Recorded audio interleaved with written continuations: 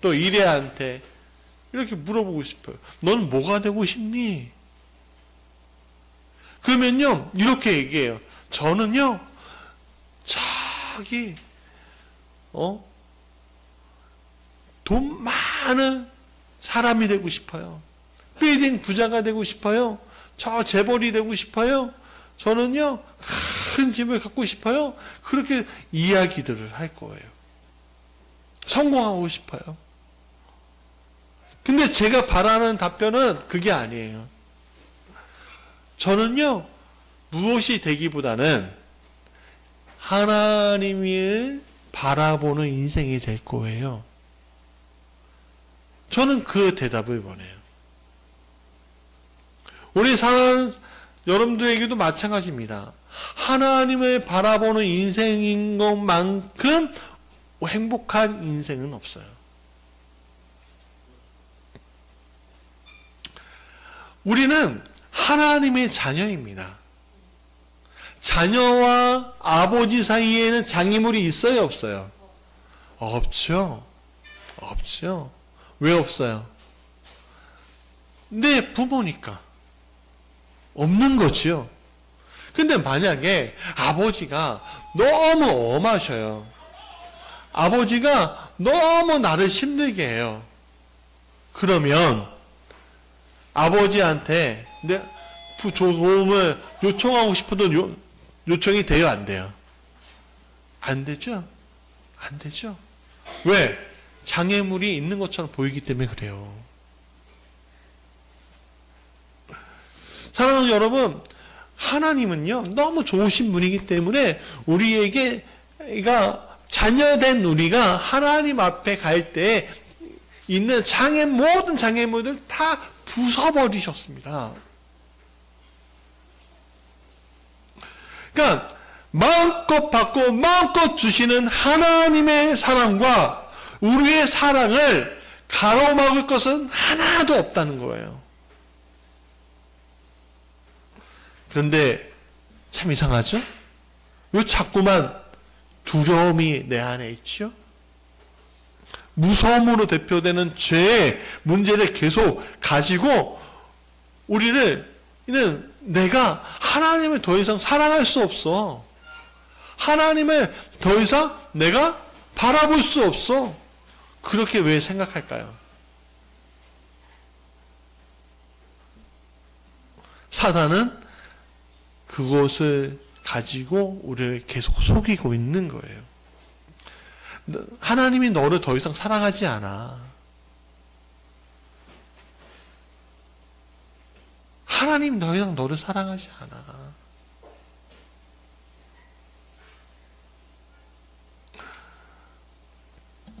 그러면 이 사단의 속임에 빠진 사람들의 결과는 어떻게 될까요?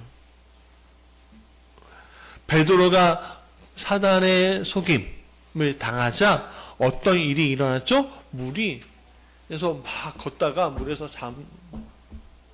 빠져들어요. 물에 빠졌다는 것은 뭐예요? 죽어간다는 얘기를 하는 거예요. 하나님 자녀인 우리가 사단의 속임수에 당하면 베드로처럼 다시 생명의 길이 아닌 사망의 길로 가게 되는 것이에요. 그렇게 이끌림 당할 수밖에 없는 거예요. 오늘 많은 사람이 이런 속임수에서 빠져서 하나님을 다시 잃어버린 채 살아가고 있는 것을 보게 됩니다. 구원의 기쁨은 사라지고 행복의 이유를 하나님이 주신 그 넓고 사랑하는 그 아름다운 사랑이 자신을 향하고 있다는 것을 모른 채 그냥 땅만 파고 수확하는데 열심히 일만 하는데 초점을 가지고 살아가요.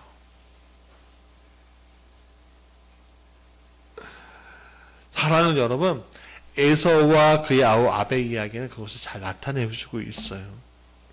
에서는요, 자신의 기쁨을 자신의 땅을 일구고 그 소산이 많아지는 데서 찾았다면, 아벨은요, 자신의 기쁨을 하나님과 동행하는 데서 찾았어요.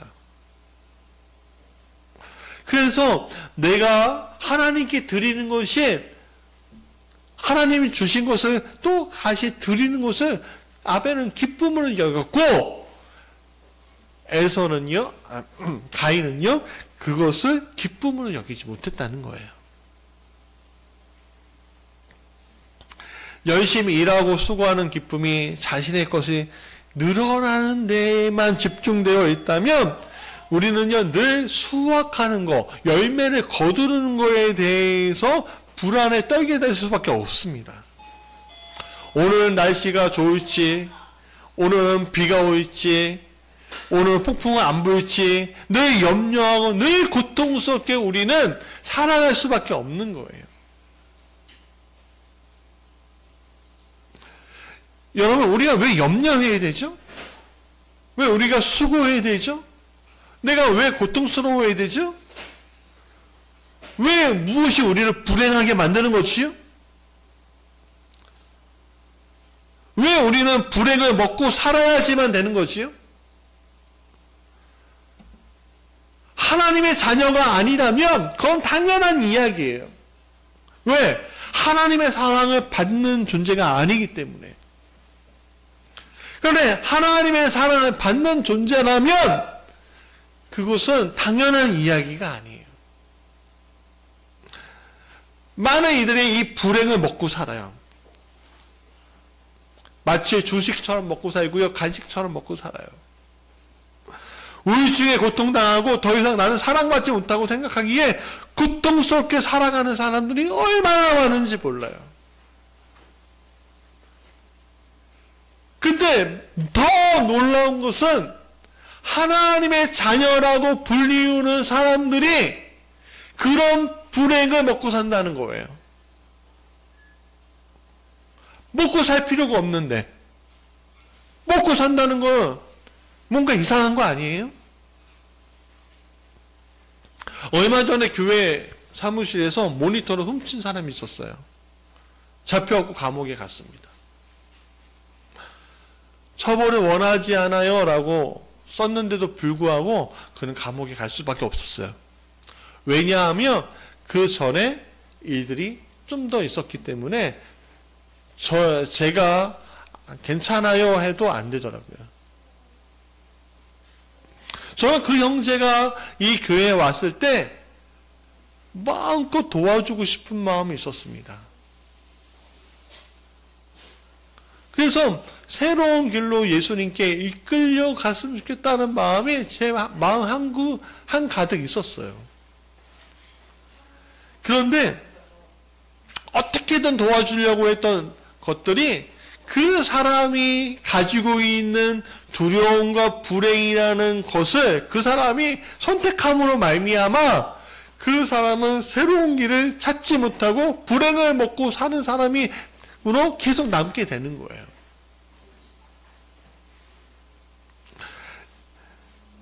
마약, 알코올, 성, 돈, 일 등 모든 것에 중독을 걸린 사람들이 있어요. 일 중독, 알코올 중독, 돈 중독. 여러분, 이게 왜 중독에 걸릴까요? 우리는 어떻게 특정한 일을 하게 되면요, 쾌락이 우리 안에 막 용솟아 쳐요. 내 속에 있는 도파민이 그것을 원해요. 상상이 초월할 정도로 넘쳐 흘러요. 그래서 못 참기 때문에 우리는 또다시 그걸 선택을 해요. 여러분, 열심히 일한다고 행복한 건 아니에요. 열심히 공부한다고 다 행복한 거 아니에요. 마약, 알코올 마찬가지죠. 내가 잠시 너는 행복하고 일을 하고 있어 라고 얘기하는 것 뿐이에요. 너는 기분이 좋아 이렇게 얘기하는 것 뿐이에요. 그러나 이런 쾌락은 자신을 망치고 관계를 끊어내고 나를 상처 입히고 다른 이들을 고통스럽게 만든다는 거죠. 때로는 적당히라는 말이 우리에게 필요할 때가 있어요. 적당히 하고 누릴 필요가 있는 거예요. 그렇지 않으면 마치 바다에 빠져 허우적거리는 베드로처럼 된다는 거예요.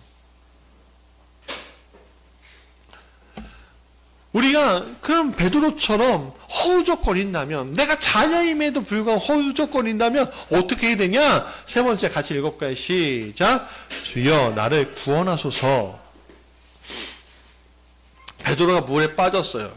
순식간의 일이었어요. 그는 했지만 이에 실패한 사람이 되어버렸어요.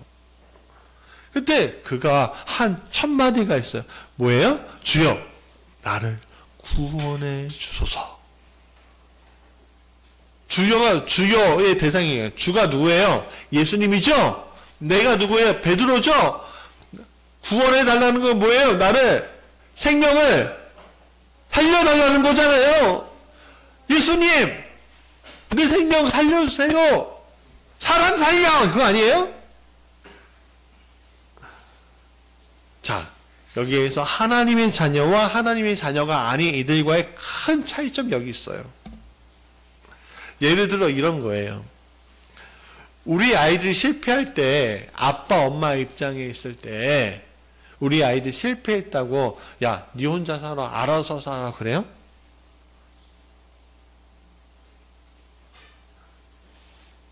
그렇지 않죠?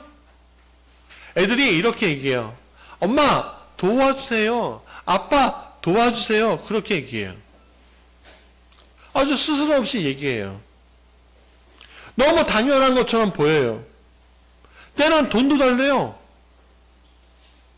문제를 해결하기 위해서는 돈이 필요하대요. 아니, 저한테 이 친구들이 돈을 맡겨놨어요? 때는 카드도 달래요.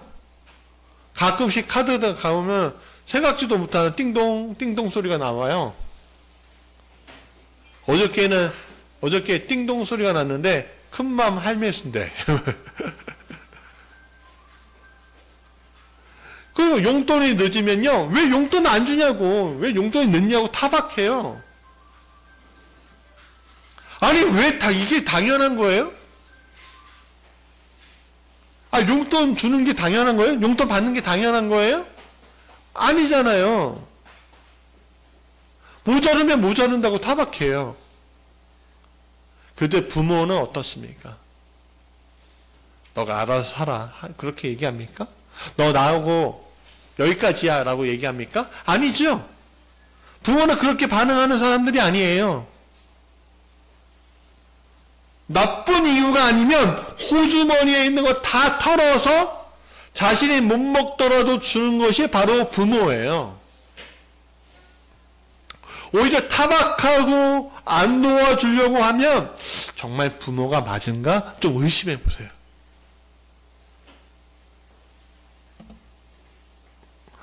여러분, 우리가 장애물에 걸려 넘어지고 물에 빠졌을 때 살려달라고, 구원해달라고 주님께 요청할 수 있는 이유가 무엇이겠습니까?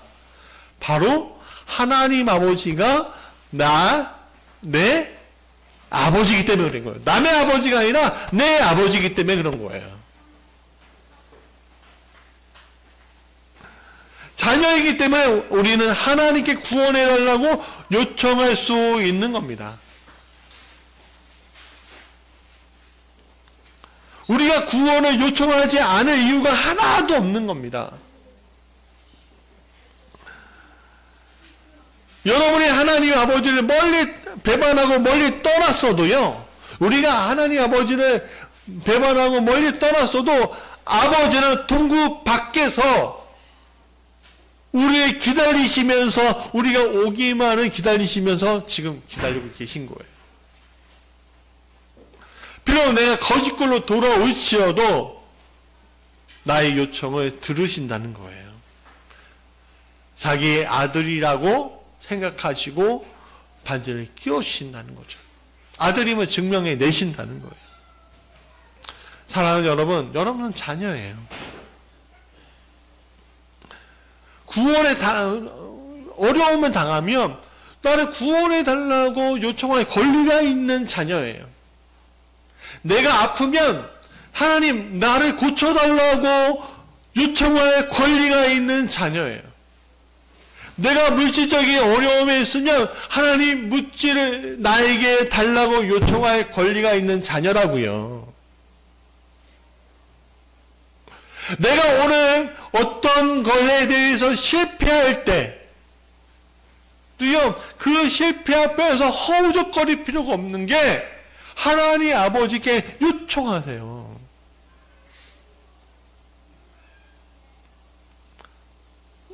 왜? 나는 그런 권리가 있는 하나님 아버지의 자녀니까.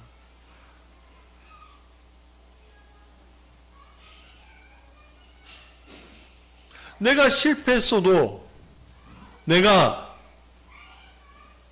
실패할 것처럼 보여도 내가 하나님을 멀리 떠나 있었어도 한 번 자녀는 영원한 자녀인 거예요.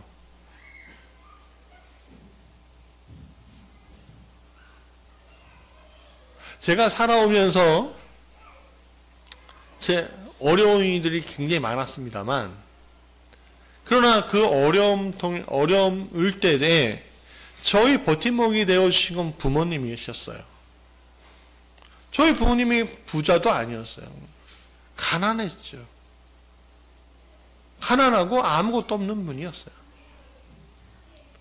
근데 힘들다고, 어렵다고 하면요, 내세가 안 하지만 슬그머니 돈을 건져주시고 슬그머니 위로해 주셔서. 왜요?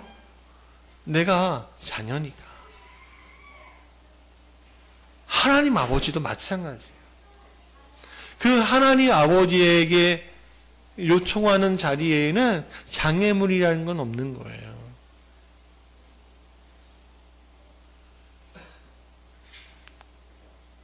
당신에게 구원을 요청할 권리가 아버지로부터 이미 받으셨어요. 자, 말씀의 결론이에요. 어쩌면 사단은 여러분의 마음속에, 여러분의 생각 속에 이렇게 얘기할지도 모릅니다. 야, 너가 요청해도 의미가 없어. 야, 너 지금 실패했잖아. 예수님 똑바로 보고 가면 되는 거, 너 장애물 보다가 바람 불고 풍랑 바라보다가 너 지금 그렇게 된 거잖아. 너 기회 줬는데 그 기회 너가 포기한 거야.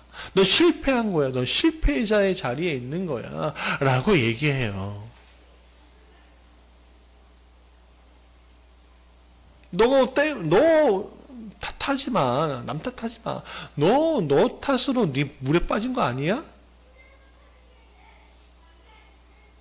네가 당연히 당할 고통이야, 그게.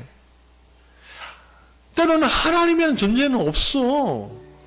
너의 고통에 대답도 안 하는데 그 하나님이 존재가 있어? 그냥 너를 믿어, 너를. 의미 없는 요청하지 마라고 얘기해요.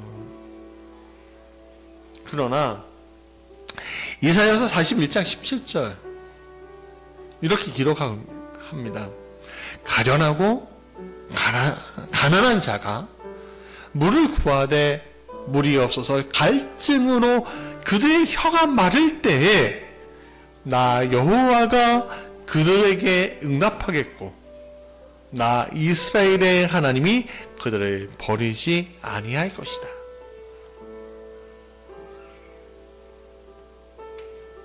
내 혀가 마르는 고통 앞에서 하나님 부르짖을 수 없고 신음하면서 하나님을 바라볼 때에도 하나님은 응답하시고 우리를 구원의 길로 이끄신다는 거예요.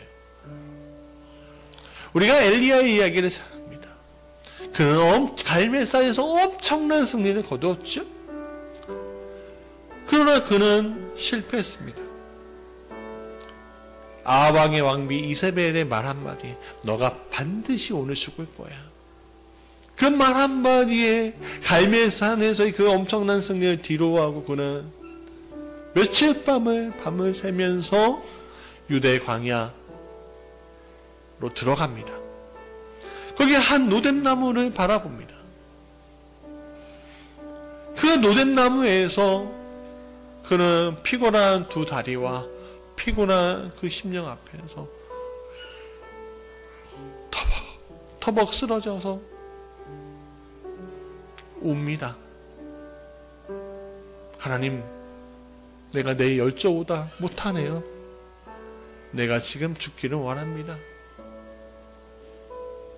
그럴 때 주님이 그래, 이 못난 놈아, 그러지 않으셨어요. 그의 곁에 음식물을 주시고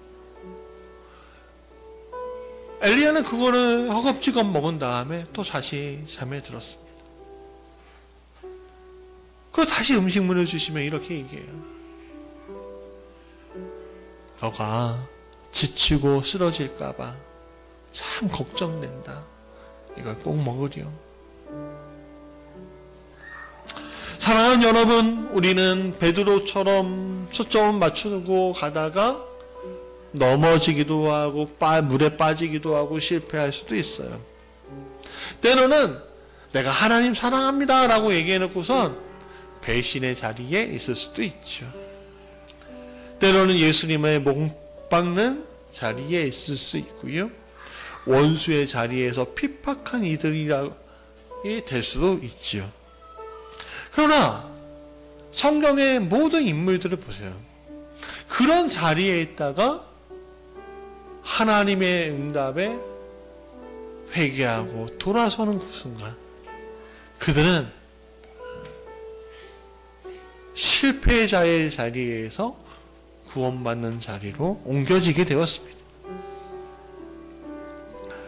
회개하고 구원을 요청하면 하나님 아버지는 결코 우리를 버리지 않으시는 분이에요. 오늘도 여러분의 요청을 기다리고 계십니다. 당신의 기도 속에서 요청하십시오. 사단에게 속지 말고 주님께 강하고 담대한 마음으로 요청하십시오. 그분의 내민 손길을 기대하십시오. 그분은 우리 아버지십니다. 아버지는 여러분의 요청을 결단코 놓지 않으십니다. 그리고 함께 손을 잡고 그분의 길을 만들어 갈 것입니다.